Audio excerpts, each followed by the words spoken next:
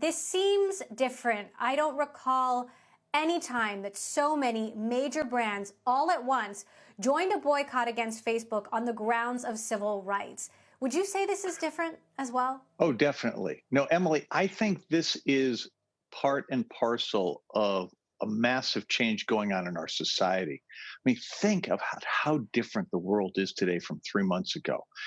First we have the pandemic, then we have the economic decline that came with it. And then since the murder of George Floyd, we have an awakening about issues of racism and civil rights that have, I believe, affected every part of the American economy and every part of our society. So why now? Well, again, I think that if you think about this from the perspective of an investor or from an advertiser, Facebook had a unique product. It gave the ability for the advertiser to reach audiences with a level of precision never previously available. And from an investor point of view, it provided fantastic returns. There was always a cost. I mean, the 2016 presidential election in the United States, the Brexit referendum in the United Kingdom, were the wake-up call that the platform could be misused. And undermining democracy was a conversation that we had in 2017 with you on this show. Into 2018, we have the Cambridge Analytica thing. Suddenly, the scandal about privacy comes forward. Then the issues of white supremacy became much more pronounced in 2019 and into 2020. And now, all of a sudden, you layer onto this the pandemic, the economic decline, and then the murder of George Floyd. And suddenly the country is rethinking its priorities. And there's a very real chance that we're going to value things differently going forward than we have in the past, and that we'll be less focused on maximizing shareholder value and more focused on having an equitable distribution of benefits in the economy. It's too early to know if that's going to happen or not, but I do believe that what is going on here is that advertisers are responding to their customers. Their customers are genuinely worried about police brutality. They're genuinely worried about the role that Facebook and other platforms have played in amplifying hate. And the result is this campaign has gained traction in barely more than a week, to the point where I believe it's 130 or more major advertisers have committed to joining the campaign. The stock declined 55.8 Roger, billion just in the last value few on minutes. Friday.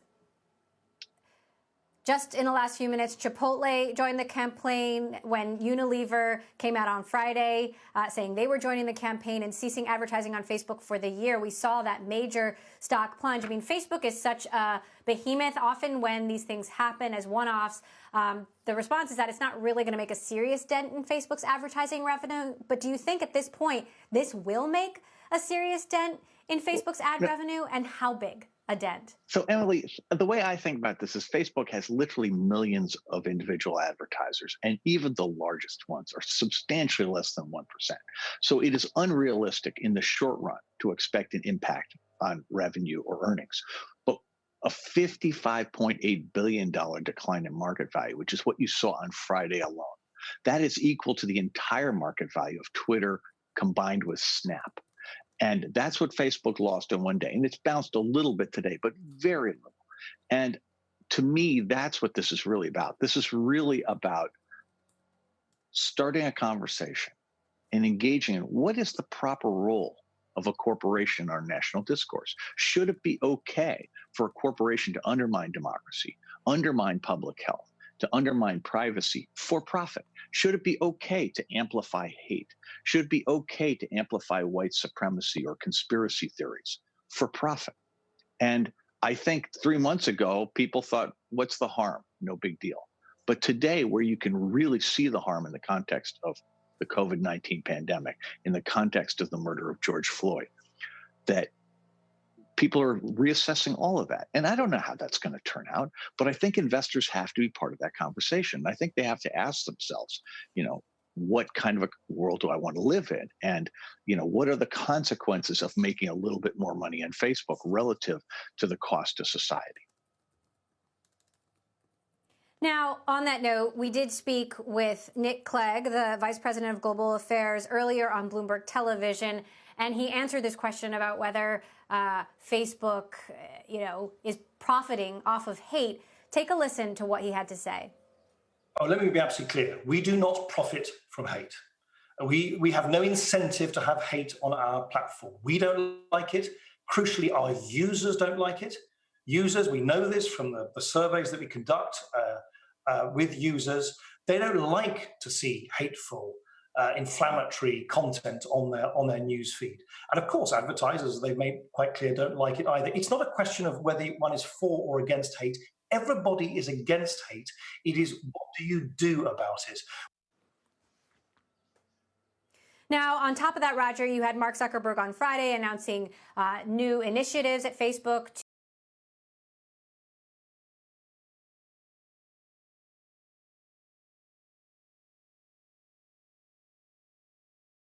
of Facebook's response here, whether it's Nick Clegg or Mark Zuckerberg. Well, let me take Nick Clegg first. That what he said is patently ridiculous. Here's the issue. He said in a conversation on Friday or over the weekend that Facebook represents the whole world, that it doesn't represent hate more than anything else. And it is true that the audience of Facebook, the users, are a cross-section of the whole population. But the business model of Facebook is about grabbing and manipulating our attention. And in order to do that, the most powerful tool they have is to provoke our emotions, so that algorithms will naturally amplify anything that provokes our emotions. So it turns out that hate speech, disinformation, and conspiracy theories are three of the most valuable types of content in Facebook's business model. And on top of that, they have a recommendation engine that encourages people to join Facebook groups on various topics.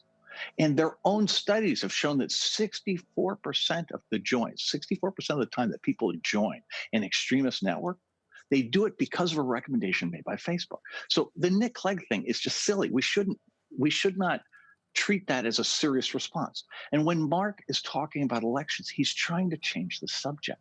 And it is not at all obvious to me that Facebook can be a constructive force here. There's no question that they can manipulate people's emotions, but I think we have to question their judgment.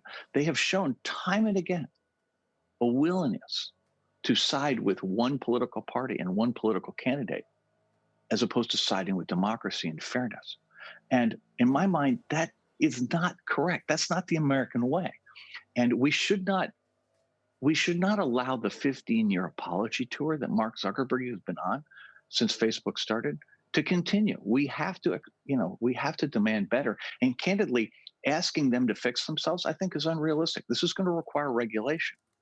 And it's going to require regulation in 4 areas. Safety. We're going to have to make changes to Section 230 of the Communications Decency Act to reform their business model and change their incentives. We're going to have something like an FDA that approves all new technology products before they come to market for safety and efficacy. But we're also going to have to look at issues like privacy.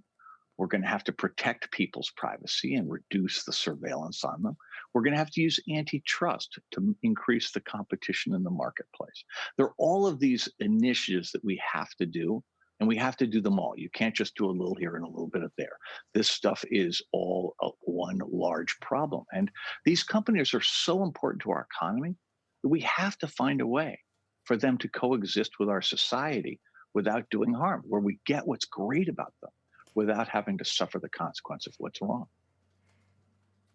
So speaking of other major companies, I mean, there are a number of large companies that haven't said that they are going to pull their ads from Facebook. As I understand, Walmart is one of them. Procter & Gamble and GM have said they're reviewing it, but haven't taken a stand yet. Either way, if these companies don't take a stand, does that mean they stand for hate? Does that impact their brands? Absolutely. No, I think that this is a moment in time when, the United States of America is reassessing its values. And the corporations that are listening to their customers have joined this campaign. And I think we have to give people time. This has happened very, very rapidly. And the skills that served executives so well for the last 40 years are suddenly not very helpful. And from my perspective, if Procter & Gamble and General Motors and others need a little bit more time, if they need to have conversations That's fine. But we do need to come together. And I think there's a great opportunity for everyone watching the show to go to stophateforprofit.org, stophateforprofit.org, and sign up and express your point of view on this thing.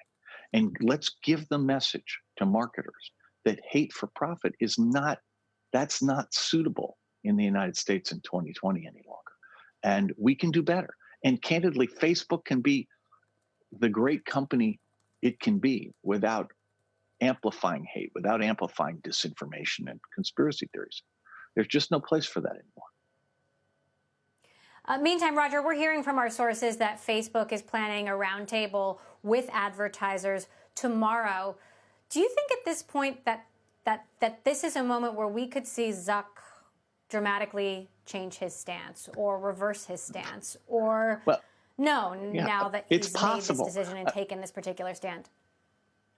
I mean, Emily, I would hope that that is true, but for 15 years, Facebook has apologized, promised to do better, and then gone back to business as usual. And I think the burden of proof is on them to demonstrate that this is different. I don't believe words matter. The underlying issue here relates to the business model, to the amplification of hate, disinformation, and conspiracy theories. And until they make the changes in the algorithms to prevent that stuff from spreading, from being amplified, it's just talk. And, until they get rid of the recommendation engines that drive people towards extremism, it's just talk. And, at this point, we can't take them seriously because, they believe that we'll get bored and move on and we'll forget this issue and they can go back to doing what they've always done. That has worked incredibly well for them for 15 years. It's our job to make sure that this time it ends.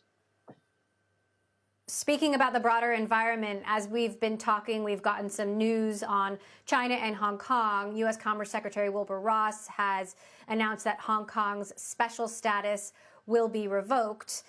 China has been taking steps to curtail Hong Kong's independence. That's rankled the U.S. government. You've got President Trump criticizing these moves. At the same time, he's facing, a health, economic, and social crisis in his own country, and there is a fair bit of irony there. Talk to us about the broader picture and how you see this playing out, given that, not only are we still fighting COVID-19, you've got cases resurging across the country, you've got tens of millions of people laid off, and now a reckoning over social justice in this country that all of these companies are now being faced to deal with all at once. Yeah. So, Emily, as an investor, I stick to the things that I really understand, and a few things stand out.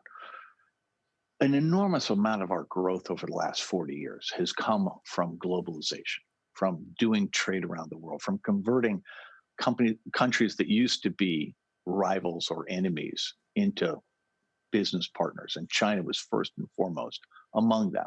And under President Trump, we have moved back towards a nationalist approach, away from all of the multilateral international relationships.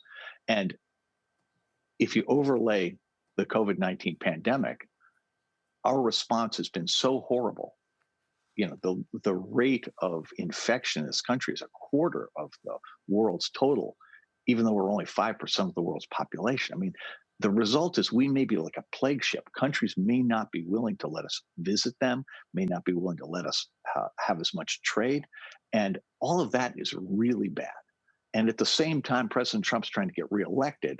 And we've now got two pieces of news in the last week. First, that he was willing to essentially do whatever China wanted, whether it related to civil rights repression of the Uyghurs, whether it's related to Hong Kong, in order to get China's support for his reelection. And then we've got the story about the Russians in Afghanistan paying bounties for killing American soldiers, which apparently he knew about and did nothing about.